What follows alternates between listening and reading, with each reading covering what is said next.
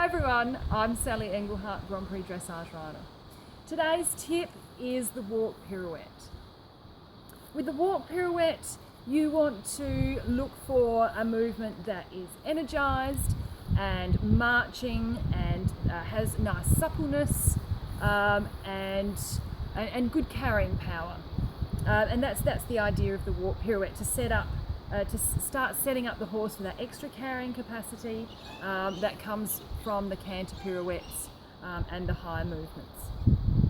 So when you're asking for your Walk Pirouette, of course you need the basics. The horse needs to be forward, in front of the leg, sharp to the aids, obedient. Your posture has to be good. Your core has to be holding up your torso. The core is also keeping your body with the horse's centre of gravity. Your core is making sure that you're not dropping back, you're not tipping forward, and don't forget, even a couple of millimetres, if you get left behind even a couple of millimetres, you're compromising the movement, and if you're in the test, you're compromising your test. So don't be afraid to be really particular with that. So you're setting up for your Walk Pirouette, you've got good energy. So mostly I set up going from a little shoulder four. So say I was going to do a Walk Pirouette to the left, I would have a little shoulder four left. But if you're, and that's only because some of my horses like to put their quarters in. So if your horse does not have a tendency to put its quarters in, you can try setting it up with a little quarters in. But really it does depend on your horse. So, ideally, both of those need the inside hind leg to be working, to be carrying, to be engaged, and to be able to, really carry the horse around that circle. So you've set up, you've got your collected walk, you've got your energy, you've asked for your shoulder four, and then as you start to come around, make sure the horse stays in the outside rein. You don't want the horse backing off the bridle, because if they start backing off the bridle, you're going to get either grounding of the inside hind leg, or they'll take a backward step, and you don't want either of those. So you start your Walk Pirouette, keep the energy, keep the bend. The consistency of bend is crucial. Make sure your awareness is in your seat bones. Make sure you can feel what that horse is going to do. Try and anticipate if the horse is going to take, suck back off the bridle a little bit, or if some horses like to step out of it. They'll do one or two steps and then they'll say, oh, I've had enough of that, we'll just step out of it here.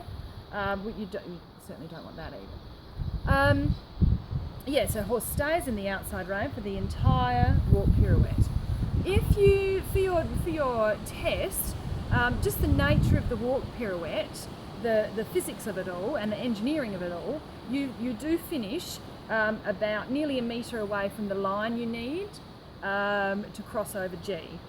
So the last step of a Walk Pirouette is always a step of half pass. So you do one step of half pass back to your line, but it's keeping the same bend and angle and energy and shape.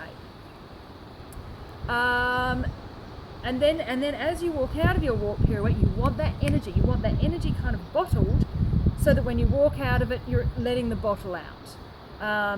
It's almost as if you could canter out of it, or whatever, make some sort of transition. But if the horse has really taken its time, come into it, or been lazy in the Walk Pirouette, you're not going to have that energy, and the exit from the pirouette is going to be substandard. And then, of course, as you exit, and in tests, you've often got one. You've pretty much always got one each way. So you want to set the next one up. You want to get your shoulder four, but remember, test it with your horse. Quarters in might work better. You don't want a big angled quarters in if that's what you're going to use. You want to make sure, because you don't want to be obvious with what you're doing, because the judge will be like, come on. Just a little quarters in if that's what you're using. Keep the march. And you want to keep that idea of the shoulders coming around.